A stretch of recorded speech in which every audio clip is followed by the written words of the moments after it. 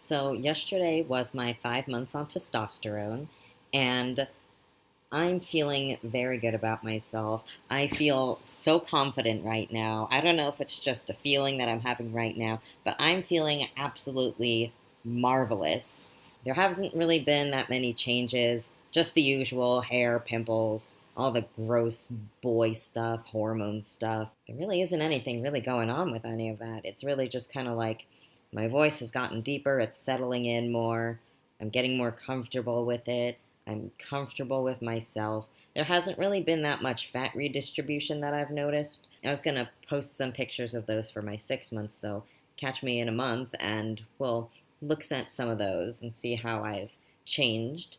But one thing that I wanted to talk about was this really interesting experience that I had at the wellness center at my school.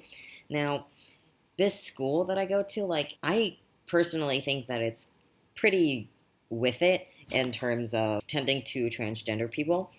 And it was really weird though, because about a month ago, I went to the wellness center because I was sick and I wasn't getting any better. But the nurse or the doctor, whoever I had, whatever she was not really treating me in the best way. And I wanted to kind of talk about it because I just want to give my side of the story. I kind of think that it's funny. It was very frustrating and it left me very dysphoric. But you know what? Let's make it a funny story. So pretty much, I was sick. I had like sore throat. I was sneezing or whatever, and my ears were super duper clogged, and I just wasn't having any of it.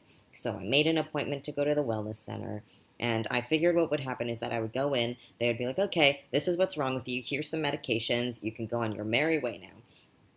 And that's not what happened. So I get there and I'm waiting, and then they take me into the room and they measure me, they weigh me, all of that stuff, ask me about my symptoms, and they're like, okay, well, the doctor should be with you soon. She's got somebody else in there, so hopefully they're finishing up. So I'm waiting in that room for a very, very, very long time. And eventually they call me in, and I'm like, okay, they must have been busy. Somebody must have been really sick or something. No big deal.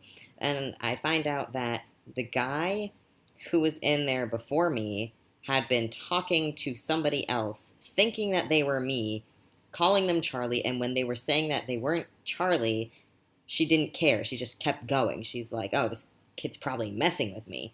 So pretty much I'm waiting all that time because of that.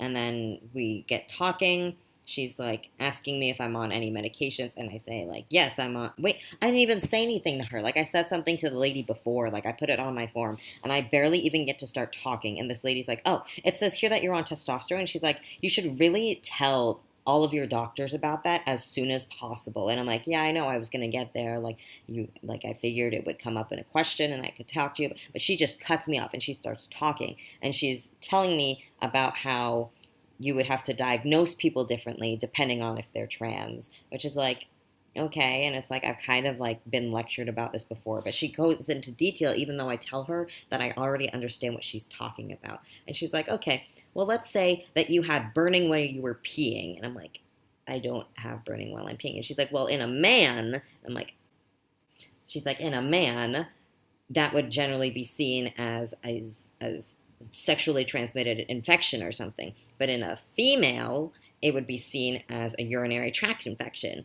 And she's like, do you know why that is? Do you know why it would be diagnosed that way? And I'm like, she doesn't even give me time to answer. And she starts telling me about how us women, as she put it, do not have a highway like men do. And from the minute that she learned that I was trans, she started misgendering me, which was very uncomfortable. Then she asked me if I knew what she was talking about. I'm like, yeah, I guess. And she's like, yeah, it takes longer for it to get up in there in the highway, but in us women, and I'm like, oh. And she's like, do you have a highway yet? And I'm like, I don't see what this has to do with my health care. Like, I'm literally here because I'm feeling sick. I'm not here because it's burning while I'm peeing. Like, you're just lecturing me. But I'm like, I guess I kind of have a highway yet. I don't really understand because it's not like my urethra is going to reroute itself and then I'm suddenly going to stop getting UTIs, not that I'm getting UTIs, but it's not like it's going to prevent anything just because I'm on testosterone. My urethra isn't going to just disappear and then pop out of my peen. It literally has nothing to do with it. And she just is like asking me about my transition and like some pretty personal things that I didn't want to talk about, and I didn't really understand what it had to do with me being there, and it was a very uncomfortable situation. And then she eventually gets around to my symptoms, and she's talking so much, and she just keeps repeating herself. And she's like, "Oh, yeah, well, you don't have an ear infection. I know because you don't look like you have a pus donut in your ear." And I'm like, delicious. She's just kind of like, "Oh, no, it's not." And it's like, she didn't get the point that I didn't want her to say something like pus donut. Like, that's just gross. And she kept saying things like that.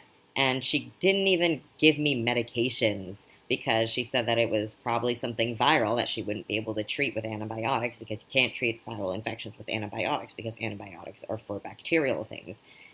So anyway, the entire time I was there, she's pretty much just like talking to me about me being trans and my transition and asking me all these personal questions while also misgendering me.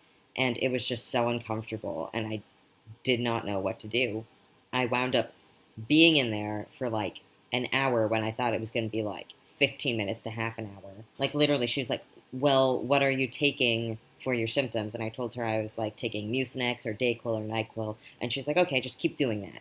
And then she gave me a paper about something, and then she sent me off. And literally, nothing that she talked to me about had anything to do with my sickness. And eventually it did go away on its own, clearly, because I'm not sick anymore. But it was just such an uncomfortable situation. And I wasn't sure how I would be able to bring that up to the university, because I had a friend who tried addressing how their sociology teacher was being very like transmisogynistic and stuff like that, and pretty much being very like openly conservative about those things, and how when they tried to address the department about it, they just told them to talk to their teacher about it, which, isn't going to work. So I wasn't really sure how to address this situation, and it was very uncomfortable. So that's pretty much what I wanted to talk about. I don't really have anything to pull away from that, but pretty much like, if you don't want to answer somebody's questions, you're not obligated to. Like, it is self care to not put up with people's shit if you need to. Like, if it's going to drive you crazy to answer people's questions and having them get all up in your personal business, then you are not obligated to answer any of those questions. And I just want people to know that right now. Because honestly, this lady asking me if I had a highway and asking me about, like, it's just not necessary. You don't need that in your life. That's what I'm talking about today. Anyway, 5 months to me, moving out of college for the semester tomorrow. I hope everybody's doing well. I hope their finals are going well. And I hope everybody stays safe and has very happy holidays. Bye.